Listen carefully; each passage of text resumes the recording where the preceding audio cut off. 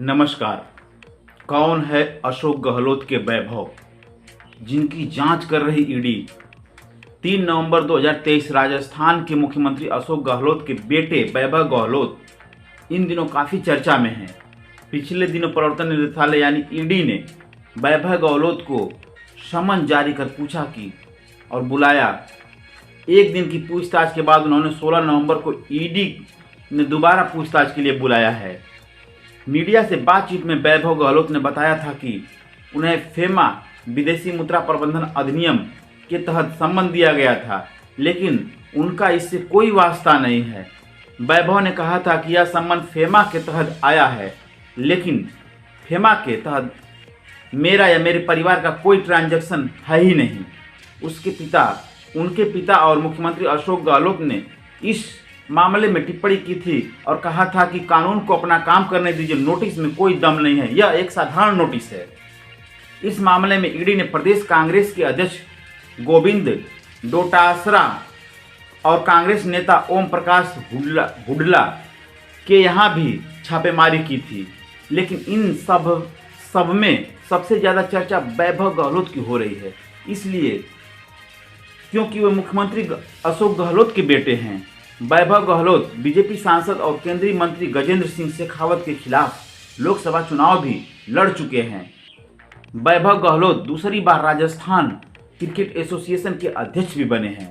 वैभव गहलोत को ईडी के सम्मन को सीधे तौर पर सीएम गहलोत से जोड़कर देखा जा रहा है। कांग्रेस के साथ साथ बीजेपी भी इस मुद्दे को भुनाने की कोशिश कर रही है ताकि विधानसभा चुनाव में इसका लाभ ले सकें। प्रवर्तन निदेशालय यानी कि ईडी ने विदेशी मुद्रा उल्लंघन मनी लॉन्ड्रिंग मामले में हाल ही में वैभव गहलोत से पूछताछ की है। ईडी वैभव गहलोत से उनकी कंपनी के लेन देन और पार्टनरशिप के बारे में पूछताछ कर रही है। कंपनी के विदेशों से लेन देन के आरोप पर भी पूछताछ की गई है। ईडी ने फेमा के तहत जयपुर, उदयपुर, मुंबई और दिल्ली में भी कई जगह छापेमारी की है। हालांकि वैभव गहलोत इस मामले को पुराना बताते हैं। कुछ दिन पहले वैभव पत्रकारों से बातचीत में वैभव गहलोत ने कहा था कि ये 12 साल पुराना मामला है। इन आरोपों का मैं 12 साल पहले जवाब दे चुका हूं। अब फिर से इनको याद आई है, यानी ईडी को याद आई है। ईडी के सम्मन और वैभव गहलोत पर लगे आरोप पर उनका पक्ष लेने के लिए उनसे संपर्क करने का प्रयास किया गया, लेकिन उनसे संपर्क नहीं हो पाया। वैभव गहलोत के कार्यालय ने उनका पक्ष बताने का आश्वासन दिया है। वैभव गहलोत का पक्ष मिलने पर इस रिपोर्ट को अपडेट आगे किया जा सकता है। जयपुर में ईडी की कार्रवाई का विरोध करते हुए युवा कांग्रेस के कार्यकर्ता राजस्थान विधानसभा चुनाव के लिए 25 नवंबर को मतदान होना है। चुनाव में 1 महीने से कम का समय बचा है। प्रदेश में लगातार हो रही ईडी की छापेमारी और कार्रवाई दोनों ही मुख्य दल अपने अपने अनुसार भुनाने का प्रयास कर रहे हैं। अशोक गहलोत सरकार में कैबिनेट मंत्री टीकाराम जूली मानते हैं कि आगामी चुनाव में इसका प्रभाव पड़ेगा और ईडी की कार्रवाई से जनता के साथ जुड़ेगी। यह भी मानते हैं कि वैभव गहलोत को सम्मन के जरिए सीएम अशोक गहलोत पर निशाना साधा जा रहा है। आगामी चुनाव में इसका प्रभाव पड़ेगा और ईडी की कार्रवाई से जनता कांग्रेस के साथ जुड़ेगी। मीडिया से बातचीत में वे कहते हैं कि ईडी की इन कार्रवाइयों को जनता समझ चुकी है। जितना ये ईडी की कार्रवाई करेंगे, जनता उतने ही हमारे साथ जुड़ेगी और जुड़ रही है। जनता हमेशा उस व्यक्ति के साथ रहती है जिसके साथ अन्याय होता है। आज हमारे साथ अन्याय हो रहा है तो जनता हमारे साथ है। मंत्री जूली कहते हैं कि ईडी जानबूझकर कांग्रेस नेताओं की छवि खराब करने के लिए इस तरह की लगातार कार्रवाई कर रही है, जबकि इन कार्रवाइयों में आज तक कुछ नहीं मिला। वे कार्रवाई से लोगों में भ्रम पैदा कर रहे हैं और उन्हें गुमराह कर रहे हैं। यह राजनीति से प्रेरित कार्रवाई नजर आती है। अशोक गहलोत कांग्रेस के आरोप पर बीजेपी विधायक मदन दिलावर कहते हैं कि चोर की दाढ़ी में तिनका होता है, तो उनको लगता है कहीं मेरी चोरी पकड़ी न जाए। ईडी सबूत, तथ्यों और सूचनाओं के आधार पर खोजबीन करने के बाद ही बड़ी कार्रवाई करती है। दिलावर ने मीडिया से कहा कि सूचनाएं मिलने पर ईडी अपना काम करती है, जांच के लिए छापेमारी करती है। वे आगे कहते हैं, जनता जानती है कि चोर को जितना जल्दी हो सके पकड़ना चाहिए, जरूर प्रभाव पड़ेगा। जनता यह बात तो समझ ही चुकी है कि चोर को धरपकड़ हो रही है और चोर पर शिकंजा कसा जा रहा है। बीजेपी सरकार और ईडी कभी भी भ्रष्टाचार बर्दाश्त नहीं करेगी। जनता जानती है कि चोर को जितना जल्दी पकड़ना चाहिए, जरूर प्रभाव पड़ेगा।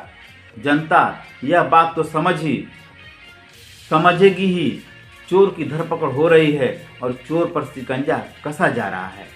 वहीं वरिष्ठ पत्रकार आनंद चौधरी का मानना है कि आगामी चुनाव में ईडी की कार्रवाई का निश्चित रूप से प्रभाव पड़ेगा। अभी तक तो ईडी के हाथ कुछ बड़ा नहीं लगा है। ईडी के हाथ खाली रहने से अभी तक तो इससे कांग्रेस को ही फायदा हो रहा है। जनता की सहानुभूति कांग्रेस को मिली। वे यह भी कहते हैं कि अगर कोई गिरफ्तारी होती है या कोई बड़ा तथ्य ईडी पेश करती है तो कांग्रेस को नुकसान हो सकता है, लेकिन अभी ऐसा नहीं लग रहा है, क्योंकि वैभव गहलोत को भी 16 तारीख को बुलाया गया है, जिसमें बहुत समय है। आनंद चौधरी का कहना है कि बीजेपी के नेताओं की गणपति प्लाजा पेपर लीक मामले समेत कई आरोप लगाए, लेकिन कुछ खास नहीं मिला। बीजेपी नेताओं के आरोप के तुरंत बाद ईडी की एंट्री देखी गई। कांग्रेस इसको लेकर जरूर चुनावी मुद्दा बनाएगी। वहीं प्रदेश कांग्रेस कमेटी के महासचिव और प्रवक्ता आरसी चौधरी ने मीडिया से कहा कि जब चुनाव प्रचार चरम पर है और ऐसे समय में सीएम के बेटे को नोटिस देकर बुलाना कहीं न कहीं उनकी बेदाग छवि को नुकसान पहुंचाने की कुत्सित प्रयास है। इससे किसी को लाभ होगा या नहीं होगा, लेकिन देश का लोकतंत्र जरूर कमजोर होगा। ईडी की कार्रवाई को भुनाने के लिए अब दोनों ही दल प्रयास कर रहे हैं। बीजेपी ईडी की कार्रवाई के जरिए कांग्रेस पर भ्रष्टाचार के आरोप लगा रही है, जबकि कांग्रेस खुद के नेताओं को निर्दोष बताते हुए बीजेपी पर संवैधानिक संस्थाओं के दुरुपयोग का आरोप लगा रही है। 43 साल के वैभव गहलोत लॉ ग्रेजुएट हैं। 2006 में युवा कांग्रेस से जुड़े। उन्हें 2014 में प्रदेश कांग्रेस कमेटी का महासचिव बनाया गया था। राज्य की सत्ता के शीर्ष पर अशोक गहलोत के रहते हुए भले ही वैभव गहलोत आरसीए अध्यक्ष पद की दौड़ में लगातार 2 बार अव्वल रहे हैं, लेकिन वे दिल्ली की दौड़ में कमजोर खिलाड़ी साबित हो चुके हैं। 2019 के लोकसभा चुनाव में जब सूबे के मुख्यमंत्री की जिम्मेदारी संभालते हुए अशोक गहलोत को महज 5 महीने ही बीते थे, वे अपने बेटे वैभव के लिए जोधपुर संसदीय सीट से कांग्रेस का टिकट दिलवाने में कामयाब रहे, लेकिन अशोक गहलोत अपने बेटे को जिता नहीं सके। बीजेपी के गजेंद्र सिंह शेखावत ने वैभव गहलोत को 2 लाख से ज्यादा वोटों से शिकस्त दे दी थी। उस चुनाव में राजस्थान की सभी 25 लोकसभा सीटों पर बीजेपी ने जीत दर्ज की थी। इसके बाद तत्कालीन कांग्रेस अध्यक्ष राहुल गांधी ने पार्टी की हार का ठिकरा अपने बेटे को चुनाव लड़ाने वाले मुख्यमंत्रियों को फोड़ा था। इनमें से एक थे राजस्थान के मुख्यमंत्री अशोक गहलोत। सबसे ज्यादा सवाल अशोक गहलोत पर ही उठे। अशोक गहलोत पर ये आरोप भी लगे कि उन्होंने बेटे को जिताने के लिए सारा ध्यान जोधपुर में लगाया, इसलिए सभी सीटों पर बीजेपी ने जीत दर्ज नहीं कर पाई और जोधपुर सीट पर कांग्रेस बुरी तरह से हार गई। आरसीए का अध्यक्ष चुने जाने के बाद वैभव राजनीति से अलग वैभव गहलोत राजस्थान क्रिकेट एसोसिएशन के लगातार दूसरी बार अध्यक्ष बने हैं।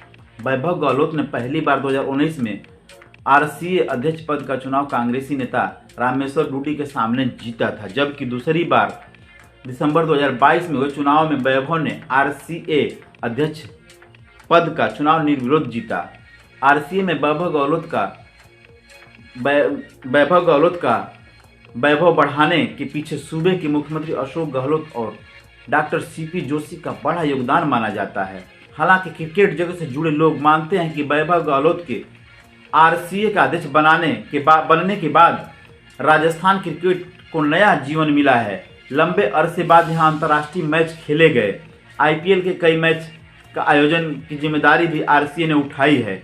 देश भर में चर्चित लाल डायरी का जिक्र करते हुए गहलोत सरकार से बर्खास्त मंत्री गजेंद्र हुड्डा ने वैभव गहलोत पर गंभीर आरोप लगाए थे। उनका आरोप था कि आरसीए चुनाव में पैसों का लेन देन हुआ है। वैभव गहलोत को समन और पीसीसी अध्यक्ष पर ईडी कार्रवाई के खिलाफ कांग्रेस का जयपुर में ईडी कार्यालय पर प्रदर्शन, पीसीसी अध्यक्ष पर ईडी के छापे और वैभव गहलोत को सम्मन मिलने के बाद सीएम अशोक गहलोत ने प्रेस कॉन्फ्रेंस बुलाई। वैभव गहलोत को जारी हुए सम्मन के विरोध में पूर्व उप मुख्यमंत्री सचिन पायलट ने दिल्ली में भी प्रेस कॉन्फ्रेंस की। उन्होंने ईडी की कार्रवाई को राजनीति से प्रेरित बताया और वैभव गहलोत का बचाव भी किया।